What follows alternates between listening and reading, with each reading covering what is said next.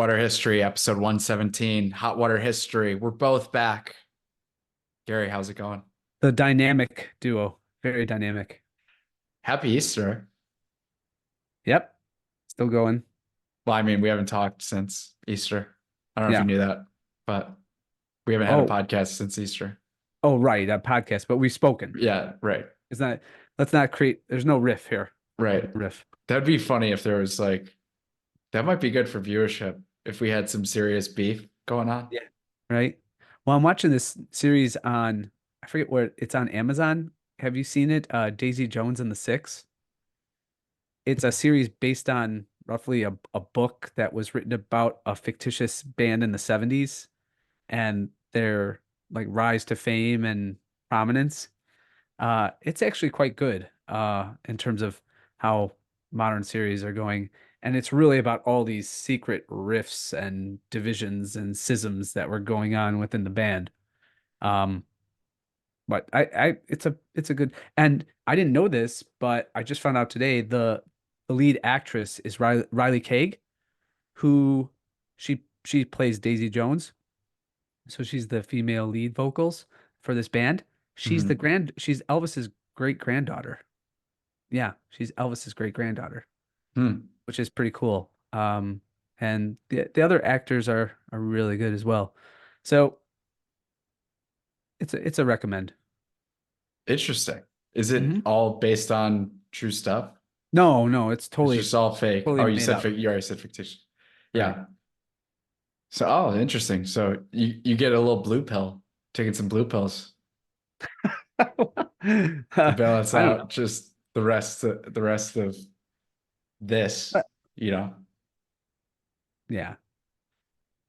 I can't you can't you want to be in the rabbit hole the whole time? There is a I'm just saying need. I didn't know that you even, to be honest, I don't really watch a ton of TV besides sports. So Yeah. I didn't know. I've never really heard you say like I'm watching this TV series. Well, I just recently rewatched The Sopranos, which Okay. I really think everyone should do rewatch that series because the stuff and info and the forecasting of what's going to occur, the symbolism and hidden meaning, if you start to unpack it a little bit, it makes it all the more profound, the experience of watching that show. Interesting. I've never seen it. Yes. So Huge. Yeah. I'll tell you what, that if you really want a kind of hook to rewatching The Sopranos, the members only jacket plays a huge role. I'll leave it at that. I'll just leave it at that. okay. Yeah, that doesn't really That's mean much to me. Have you ever seen the series? No. Oh God, come on, Charlie. I mean, that's the greatest non-comedy series in What's television history. what's the greatest?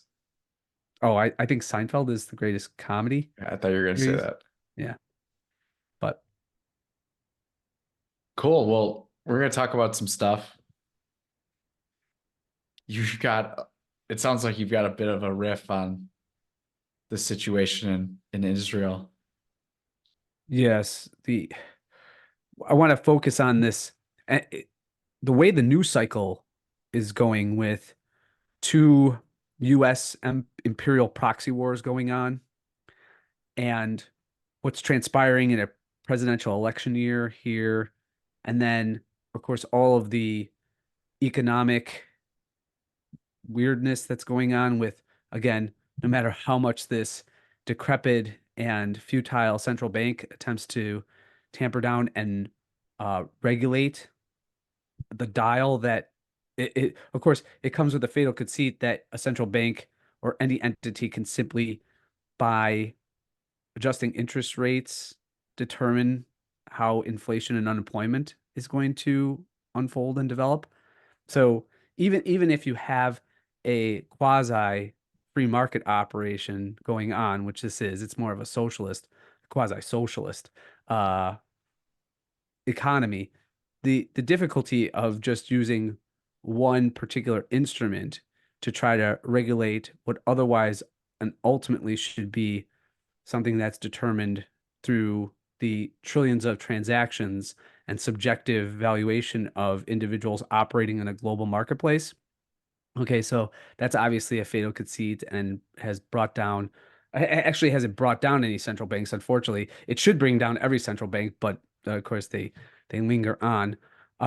So we have all these stories that are inundating us and grabbing our attention, and yet one that we need to talk about from my perspective is that Israel, the US proxy of proxies, it's the head proxy to the point where it's rather clear that the United States is really the vassal state to Israel Okay, you because, got to define proxy for people.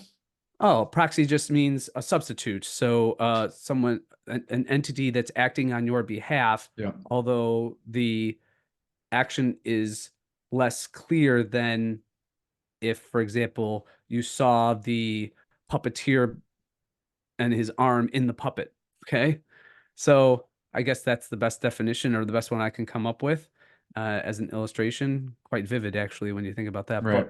But um, yeah, so we, the United States has fought Israel's wars for ever since its creation. In fact, the United States and Britain have fought Israel's wars even before Israel's creation, with the Balfour Declaration in 1917. And then, of course, the only time that, and it's really a weird instance in history in which the United States stood up for the greater uh, Arabic, Christian, and Muslim world in the face of clear Israeli aggression against the totality of Palestinian Arabs and just Arabs in the greater Middle East um, was in 1955 when we had General Eisenhower stopping I believe it was the Six-Day War at that point, saying, look, Britain and France were allied with Israel to take out all these Arab states and conducting this war. And essentially, Eisenhower said, we'll just call all your loans. We'll just call all loans, and you're going to have to produce all of the gold that we want as we sell these bonds, and we want to redeem them. And so Britain, that's when Britain and France just, well, Britain first, but France eventually just backed off and said, "Okay, Israel, you're on your own now." See, that's the aside from that instance, even when Israel in 1967 bombed the U.S. Liberty and almost sunk it, killing dozens of soldiers, dozens of U.S. sailors. Of course, uh, the State Department in particular, but of course, a State Department by that point dominated by Marxists, many of them Zionist Jews too, uh, put a kibosh on that ever getting out. So if you want to explore the USS Liberty incident, it's not a it's not a conspiracy. It's just an admitted. Israel says it's an incident which they deeply regret. But if you look at, there's a documentary that was created in, I want to say 2012 or in that period of time, from the sailors, the surviving sailors from the USS Liberty. And they said they could see the blue and white flag on the planes, and they were in radio contact as the Israelis purposefully bombarded the ship, which was doing reconnaissance in the Eastern Mediterranean. So, yeah, what the incident that I want to speak more so to, giving a little bit of the background about how the United States is like that uh, gigantic bully on the block that gets enlisted for the pipsqueak down the street to fight all the other fabricated bullies that are not even really a threat to the little pipsqueak, because the pipsqueak manipulates the bully into doing stuff and feeling sympathetic for them in an artificial often way. And that's the dynamic. A sports analogy would be, for those of you who are old enough to remember, Charlie, you weren't born yet, but before the Bulls of the 1990s in the Jordan years ascendancy took place, of course, their main rival was the Detroit Pistons. And there was a famous incident in which Isaiah Thomas, incidentally a native of Chicago, basically picked a fight with the Bulls. And like Bill Cartwright, who was the center, was going to smash him. And then once Isaiah Thomas, like, uh, you know, gave a cheap shot to Bill Cartwright, and then all the bulls got out and were going to kick the living hell out of, or beat the living hell out of Isaiah Thomas. He hides behind Bill Lambier and all the other Pistons, the big tough guy Pistons, and Joe Dumars, and the rest of them, including Rodman at the time. And he just slunk, just sort of, just what would be the word? Just kind of left the scene and just hid while the other guys were fighting. That's the analogy here. Um, so anyway, that was a long prelude to what we want to talk about, and that is Israel bombed the Iranian embassy in Damascus, and to the shock and astonishment of, I think, every knowledgeable commentator or someone who's just interested in Middle Eastern affairs, politics, goings on, the Iranians didn't exact retribution.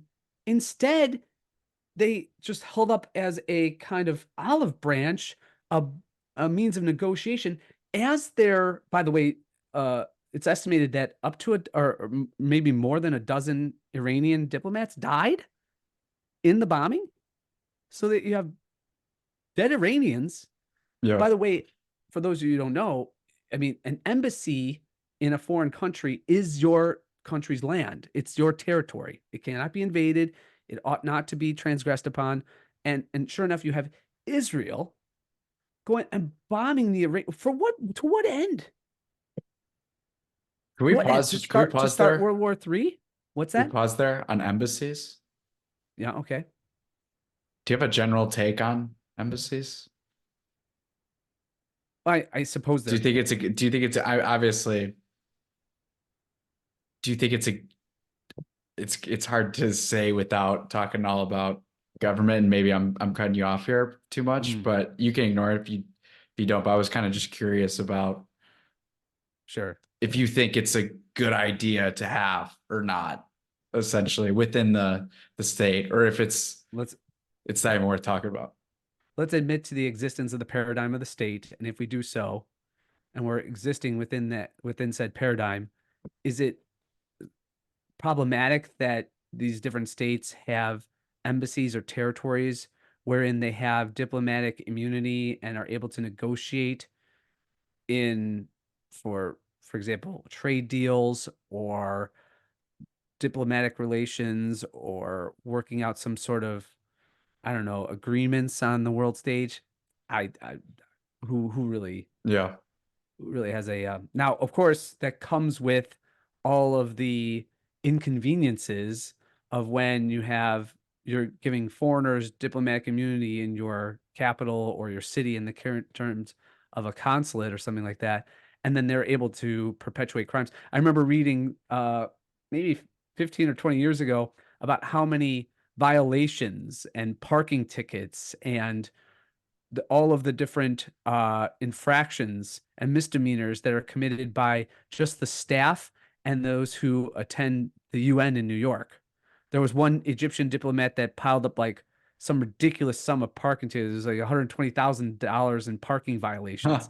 And of course, he was able to be a scofflaw uh, in every way because he had diplomatic immunity, so they couldn't enforce it or anything like that. So it comes with a lot of awkward inconveniences.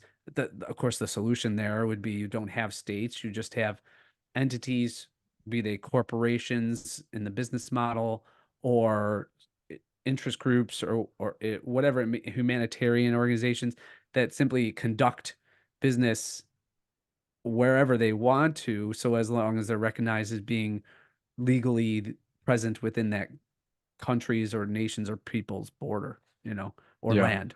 Okay. So, I yeah. like that. All right, back to Okay. Damascus. So, Yeah. so okay. So Iran was attacked. Its embassy, i.e., its soil in Damascus, its territory in Damascus, was bombed. From what? Why? Hezbollah's not engaged in the war. Now, would justify this as saying that the Houthis are attacking shipping lanes in the Red Sea or something like that, and around the Horn of Africa and in the southwestern Arabian Peninsula. Okay, the Houthis are loosely affiliated with Iran. Furthermore, there's no indication that the Houthis are taking orders from Tehran or the mullahs in Iran to carry out these pirate attacks and attacks on the shipping lanes in the Red Sea, um, through the Indian Ocean. And then furthermore, what's remarkable too is Hezbollah, which is the more Iranian-backed Islamic militia with its headquarters in Iran, I'm sorry, in Lebanon, has not launched large-scale attacks against northern Israel, as Gaza's being decimated by a genocidal war carried out by a Jewish ethno-apartheid state. I mean, so what I'm saying is it's just astonishing and remarkable, and no one's really dwelling on the fact that, I mean, Iran was directly attacked, and the Iranians have such restraint as to say, we're not going to retaliate. We're going to use this as a negotiating chip to say and by the way, notice how the mullahs, they don't negotiate with Tel Aviv. They go right to Biden and through their channels with the Biden administration, who's ever running the Biden administration with Biden as the dimwit in diapers figurehead and Manchurian candidate. Well, or Manchurian president, I suppose.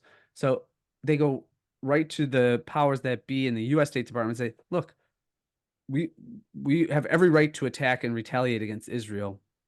And under every notion of international law and standards, we are almost expected to. Moreover, I could only imagine that the mullahs, those who are the Islamic governors of Iran, um, they they have their regime is not on what you would call completely solid ground. So there's always, as you'll recall earlier, in the 2000s, in the late 2000 aughts, I mean, there was the Green Revolution in Iran. Of course, this was all CIA inspired to overthrow the mullah and the extant Islamic regime. Uh, by the way, that was in large part a result of all of the U.S. meddling and the coup against Mossadegh and the reinstallation of the Shah, but we're going back in Iranian history there. Just suffice it to say that, can't we just pause and ponder how insanely both, I suppose, practical, but also benevolent the Iranians are being? I mean, in not attacking and retaliating against Israel for a clear and egregious crime against the Iranian people and the Iranian state, okay? As much as I wouldn't like any of those states to exist, they do, okay? They're using it as a negotiating chip to stop the genocide in Gaza, to call for a ceasefire, to get parties to negotiate, to end this. I mean, just think of an analogy. Let's use the kind of Russian conflict. Okay, by all accounts, Russia's greatest ally, at least closest ally, is Belarusia. So let's say Minsk, the capital of Belarusia, and the regime there decide to launch an attack against the U.S. embassy in Warsaw, Poland. Right? Oh, that's a good analogy. That would be the nuclear subs would be launching. WW3 Yes. be getting drafted. So what I'm sick of is hearing from You're right. That's very heroic of Iran. Now that you put it like that, especially that analogy at the end. Of course it is. And I'm not even getting into, although I did touch upon it a minute ago, how much American interference there has been in the domestic realm, in the domestic sphere of Iran itself. Iranians aren't trying to topple our regime. In many ways, I wish they would. Okay. But they're not trying to topple the American governmental system. They're not trying to ruin the US economy through sanctions. They're not trying to isolate Iran by creating a democracy. And by the way, let's go back to the Iran-Iraq war in the throughout the 1980s. The United States was funding both sides of that war. More so Saddam Hussein and his use of chemical and biological weapons against the Iranian people. 500,000 people on both sides of that war died.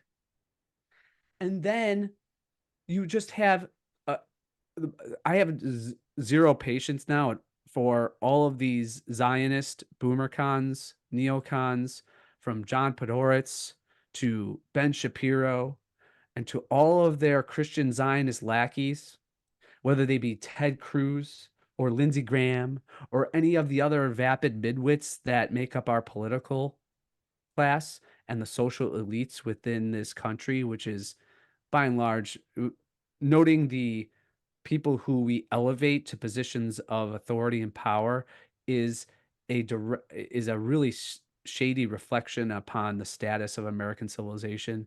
It's decrepit, it's dead, it's rotting from the inside. It's a corpse it's Weekend at Bernie's. We're Bernie Lomax. We're Bernie Lomax. Yeah. And so, yeah, and they're going to go out there and criticize Tucker Carlson for making what is just a very concise, extremely accurate, and then account of American foreign policy. Now, in my mind, in this interview with Reverend Isaac of the Evangelical Lutheran Church in Jerusalem in the West Bank, actually he was in Bethlehem, I think. All they did was recount, and Tucker goes back and says, look, if you look at American foreign policy over the past 50 years or a little bit more, from Vietnam, in which Catholic populations in Vietnam were decimated by that war, both in the North and the South, right? The Iraq War, whatever the wars are, they all redound and result in the decimation of Christian populations and their ability to live freely and enjoy basic human rights and liberties. All of the conflicts themselves, and of course the aftermath and the residual effects of those wars are all disastrous for the Christian communities, whether they be in Southeast Asia, whether they be in Africa, whether they be in the Middle East, and particularly in the Middle East with the Iraq wars 1, 2, and 3, the rise of ISIS. I mean, how are we going to stand to account for that? I mean, think about that.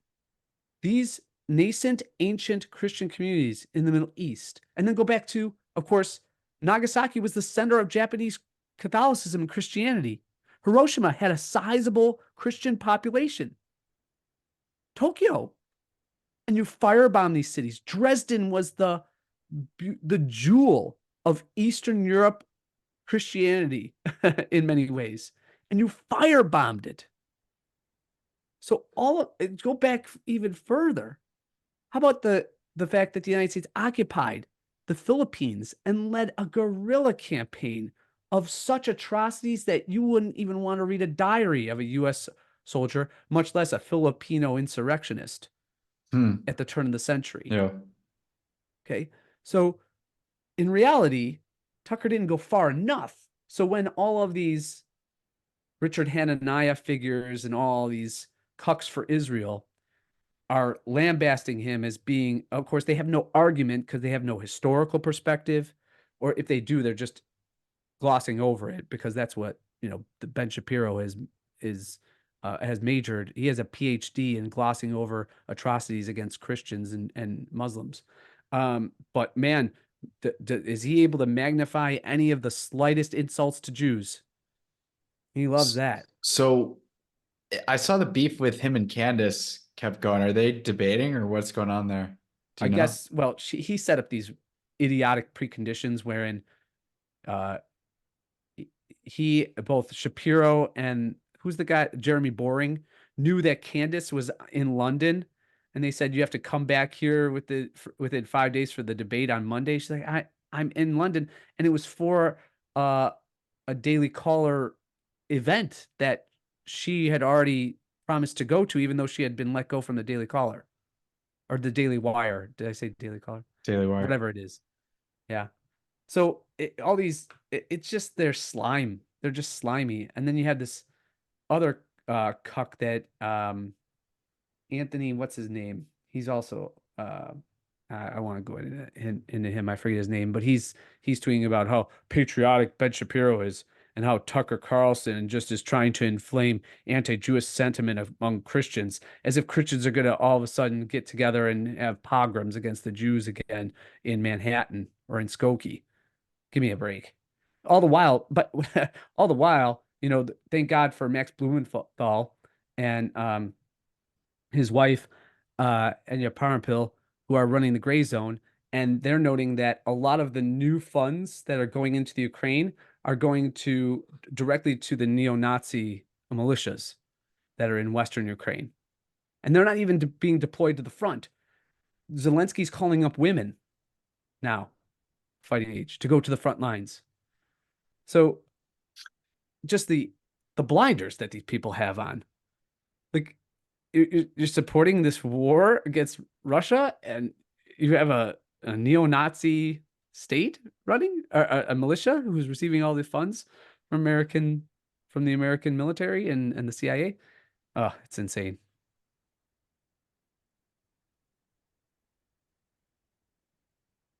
Yeah, that was a lot. Yeah, and there's just a lot of things swirling in my head, but all I have to say is I think, and maybe I can bring up this. I mentioned Anya Parampil, who's just an amazing journalist and works for the Gray Zone. She had this tweet, and I can share it. She writes, "No state has the right to exist. Human beings have rights. Israel is an existential threat to humanity." If there was, she's well, not only is she right about that, of course, but on top of that, if there is a state that's the greatest aggressor. I mean, the narrative that we've been fed is that Putin is this maniacal imperialist expansionist power. And what's so funny is because that's all so old and played. I know. It's It's so funny hearing it still, you know? yes, it's like they read George Kennan's Long Telegram in 1947 and they just read it to their kids at It's night as and then it was just ingrained in Victoria Newland's brain and Robert Kagan's brain when they were little kids. And so they read it to their kids and they keep reading it and they just say Soviet Union equals Russia equals constantly expansionist power of which the Anglosphere must ensure that it contracts or at least stays where it is, and then eventually its entire system and civilization will implode upon itself. Well, you got part of that in 91, and then you just went further and tried to maniacally crush Russia and the Russian people. And Putin stood there athwart of that. Um, yeah, it's just neo neoconservatism and the state of Israel is the greatest, and of course, the United States as its stupid bully who's fighting all of its wars. These entities are the greatest threat to human prosperity and peace. I mean, they're you could argue, and the other thing that what's brilliant too is Dave and Robbie just had an episode about how, for some reason too, we get this sense that Israel is a capitalist and free market economy and society. It's not that. Do you know what the largest owner of land is in the state of Israel? the state of Israel. The state of Israel. Really? I didn't Yes, know this. yes. Only 7% of the land is available to Wow. outside of the government control. And what's wild is, of course, how can you argue that this isn't a ethno-religious theocracy state, although it's really secular because it's funny because I used to think when I was little, I'd see all the Arabic on the different flags, and this kind of militant Islam, and I think, man, if only these these states like Saddam Hussein's Iraq and Hosni Mubarak's Egypt and the Saud princes would embrace a more secular and kind of freedom of religion type of government, right? They'd be more enlightened if they only accepted like an Israeli kind of thing and didn't use, as Saddam Hussein clearly did, use religion as a cudgel to arouse support for his own Ba'athist regime, or Mubarak would become all of a sudden a devout Muslim whenever he needed to ensure that Cairo was politically his, right? The state of Israel's been doing that since its inception in 1948, right? It sells itself to the secular world as being thoroughly secular and irreligious. But then when there's, a threat to Judaism, oh man, that Zionist state roars to its defense. And yeah, it's really quite disgusting to use uh, religion as a cudgel and a bludgeon for people there. Yeah, and I think the biggest takeaway that I have is definitely the difference in restraint between Iran and what you would expect from the United States. You know, Right. if anything, I know. even close to, especially in this year, in an election year, anything even close to something like that happening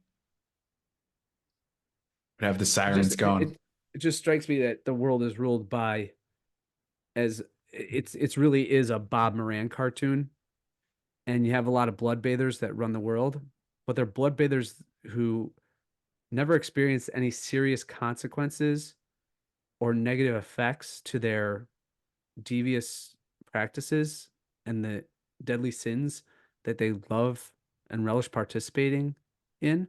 And then furthermore, they never grew up. They think this is all like just some sort of fun game of geopolitical chess or checkers in their minds.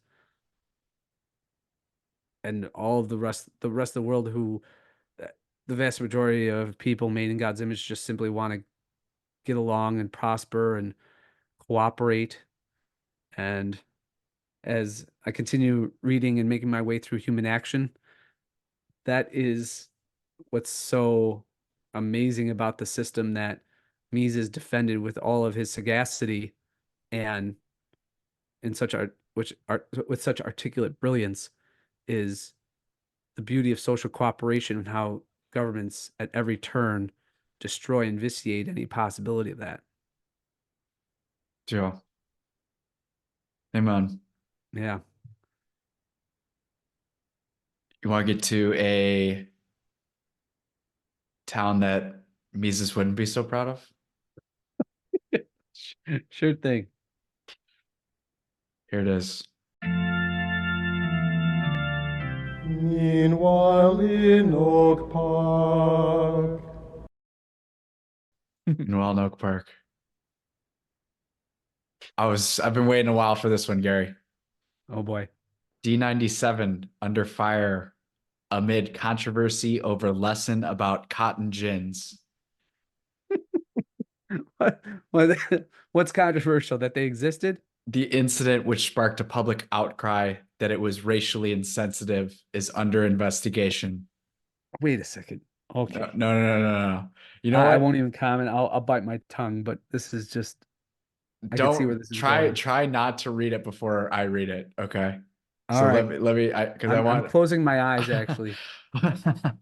Oak Park Elementary School District 97 is under fire over a lesson that district officials said appeared to be about the history of the cotton gin and its impact on slavery, a lesson that drew public controversy and sparked a type of lockdown earlier this week. The lesson included the use of bags of cotton, a tactile element some found offensive. Although they were wearing it. Yeah. On Wednesday, a parent posted a picture of a plastic bag of natural cotton she said her daughter received during class at Julian Middle School. The post has gone viral.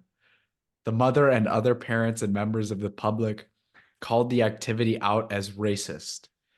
In a joint statement Friday, district officials said they have received threats of violence and implemented the lockdown Wednesday in the interest of safety. The type of lockdown enacted was, quote, secure, or a level in which students and staff stay inside and doors remain locked while the normal school day continues. All after-school activities were canceled that day. The school was not on lockdown on Thursday. We had a lockdown over cotton. in Oak Park. This is what we're doing. Superintendent Ushma Shah has not yet responded to requests for comment. Officials directed Wednesday Journal to the public statement. There's a statement. Quote, we acknowledge that this situation has caused a great deal of confusion, concern, and hurt within and beyond our school community, officials said in the emailed statement. As we continue to investigate, learn from what occurred, and plan for next steps, the superintendent and the board are committed to upholding the values of our district as outlined in our racial and educational equity policy.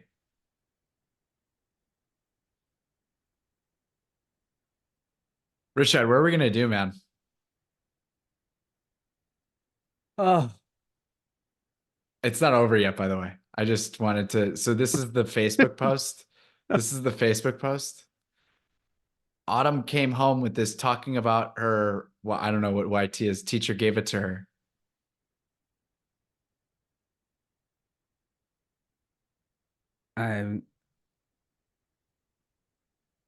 This is insane. I mean, I feel I'm getting to a point where saying these people are insane just it makes me feel bad because it's just so redundant and repetitive and so self-evident. I mean, you wouldn't be able to get a sentence off, Richard. No. A sentence. Well, does it go into who Okay, so what was the threat? Let me keep reading. We'll see if there's an answer. In the original Facebook post, the parent wrote that their child, who is Black, came home with a bag of cotton she said was given to her by her white teacher. Since it was posted, the post had been shared over 2,000 times by early Friday afternoon. According to the state, wouldn't it be worse if the Black kids gave the cotton to the white? They got it all screwed up, right? I mean, that was not the system. It was going the other way. According to the statement, the district's initial review indicated that the bag of cotton posted on social media was, quote, part of a lesson on the history of the cotton gin and its impact on slavery. According to the district, all students participated and a few students asked to take the bags of cotton home. They added that there was an active investigation into the, quote, serious concerns that a racially insensitive activity was used in a classroom. Quote, our expectation is that instruction in our schools reflects the Illinois learning standards while also aligning at all times with our commitment to creating a positive and inclusive learning environment for all students, they said in the statement. Seriously, do you just have ChatGPT ready to go saying, give me a statement I can write on? Do they have to just type in the situation? Like, we've never had this one. We got a cotton. These parents are mad about cotton. At which point the AI just explodes because it's so full of contradictions. It's just boom.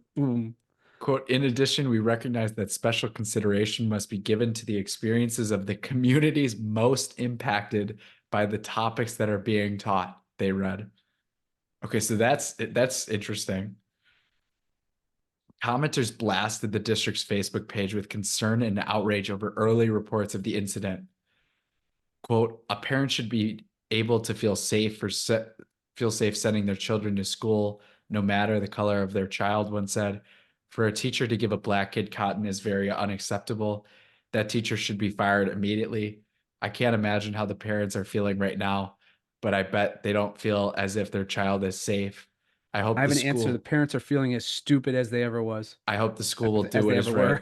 They ever was. Stupid as they ever was.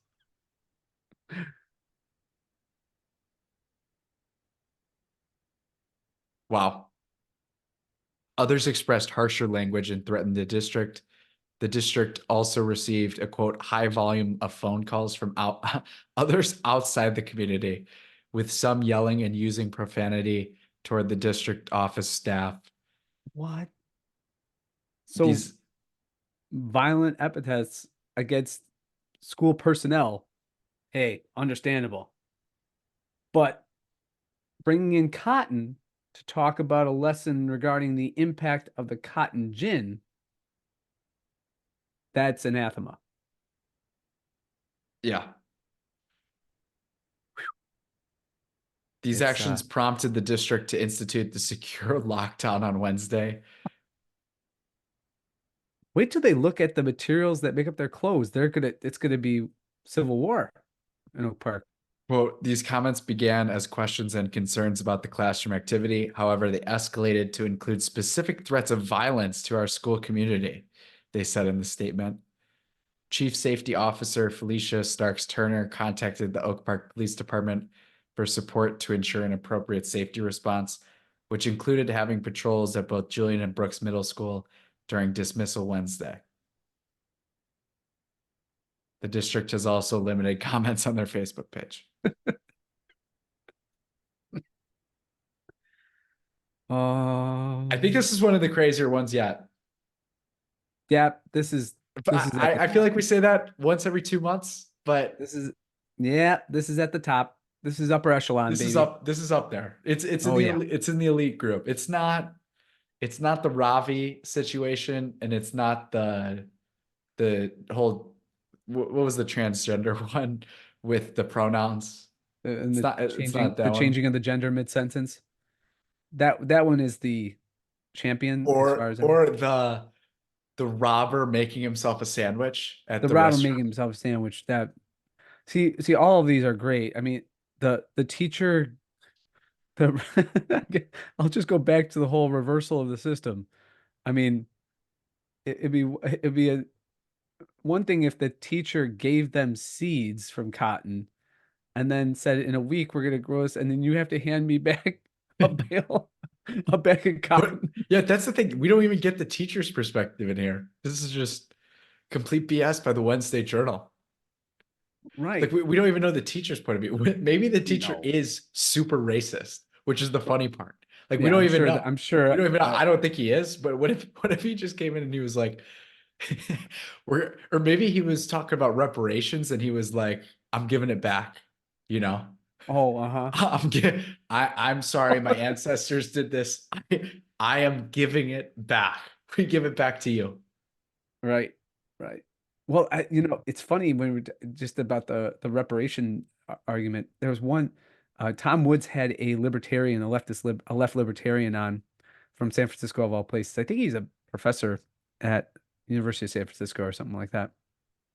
And he said that the basic argument was that in economic fairness, if you could somehow again track back all of the economic losses that were, in a sense, foisted upon you as an individual, then you should have some recompense from those who took, even if it was over generations. And he didn't even go into more complicated theories like homesteading or the like, or property rights and that, or generational justice and stuff of that matter. And so what I wish Tom would have asked him though, and he didn't get to it. I think it was in the back of his mind, but the episode right now. What if you did an economic analysis and just use your imagination, and it was determined that maybe even if the slave owner, for example, was, let's say, just a poor manager, and he gave provisions that were in excess in terms of shelter and food and what have you, in excess of the what he was able to reap from the slave's human capital and labor, then does that mean that the slave then owes the slaveholder's family? The ancestor of the slave has to then, I've never thought about it that way. but according to the core argument of reparations is that there's at least the more just ones, other than the racial Marxism, is just that there's an economic injustice that was perpetuated. It has to be remedied, no matter how old it was, right? Because it has whatever residual effects or generational effects down the road. Now, of course, Walter Williams and Thomas Sowell and all the great, wise and sagacious economists and social thinkers have destroyed that argument. But let's just again carry on with their logic to its reasonable and logical end, which means if the ledger turns out that the slave, the supposed one who, or the slave was actually given more in economic goods than their output, then does that mean that out of economic justice, they have to give more money to the slaveholders' ancestors? It would have to. See, I don't think they want to do the analysis in the end. Yeah, thanks. That's a really, do they want to do any analysis? No, well, I mean, I'm giving them the benefit. I'm giving. Do they know what the word analysis means? No, no. Anyways, let's get to the second one. Okay. This is from I would consider intelligent citizen of Oak Park. So this isn't written by the Wednesday Journal. What happened to the gap? We don't hear much about the achievement gap at OPRF High School anymore. It was very much highlighted in almost every academic conversation and school communication for years. A few years ago, the name somehow morphed into the quote, opportunity gap. And now it also feels like we've stopped talking about it altogether. Why? Some believe our current lack of attention to the original achievement gap was totally predictable. OPRF painted itself into a weird corner of suggesting they could close the gap and raise overall achievement for all students by suggesting to the community it was mostly due to systemic racism and employee biases embedded inside OPRF High School and in our communities. Thus, if OPRF failed to close the achievement gap, they'd have to either admit that they couldn't get rid of enough of the racism and biases in our school community, an indefensible position, or they would have to suddenly stop talking about the gap altogether and quietly begin trying the next big thing. Before sharing the official and independent state data on OPRF's achievement gap, below is a useful timeline we all should understand. This is awesome because this just goes through my entire life of living, you know, within, I had friends that went to school during this time. Anyways, Charlie's lived experience. America to me was filmed during the 2015 school year. One clear motivation was to shine a spotlight on the stubborn achievement gap. Our previous superintendent was hired in the summer of 2016 as the interim superintendent and then was elevated to the official role later that same year to very much address the achievement gap. Our current superintendent was hired in 2017 as the assistant superintendent for curriculum and instruction. America to me was released in 2018. After an expensive hiring search, our current superintendent was offered the job as an internal promotion in 2021. So it is now 2024. OPRF's current movement is no longer new. There is a long record of student achievement data to evaluate, and we owe it to our students to evaluate progress or lack thereof. If you study the Illinois State Report Card from 2018 to 2023, you will find that OPRF is not closing the achievement gap. In fact, it is widening in English. We should not allow our community to be gaslit as the many strategic changes over the last decade were intended to close the gap and it's not working. Stay the course, as some have recommended? Let's hope not, for the sake of the next decade of students and families in our wonderfully diverse community. Let's simply get back to more math, more science, more reading, more targeted supports, more critical thinking, and frankly, more school. It's time for a new, or some would say old, movement that prioritizes growth in learning with a focus on the students and teachers in the classroom, as opposed to growing administrative bureaucracy and paid consultants. We need more common sense and less politics. Our leaders' philosophy and implementation may be well-intended, but a decade is more than a fair amount of time to evaluate the effectiveness of such a philosophy on high school academic outcomes. It's time for a change. The real question is if our community has the courage to listen and act. Go Huskies. And dear Ross will be forced out of the village in 5, 4, 3. I was going to say, 2. I think I've brought up this meme before, but it's a meme of, it's like a comic meme, and it's a description of like a high-rise office meeting, right? And the first suggestion is something that's like, what if we did this? What if we did this? And then there's a guy wearing a suit and tie, kind of looking casual, and he says the thing. So, like, the first two comics would be, what if we blamed systemic racism? What if we, you know, came out and made everyone in honors classes? And then the third guy is the dude in the corner. What if we'd got back to school? And then the fourth comic box, you just see the glass shatters and the guy's falling out of the window.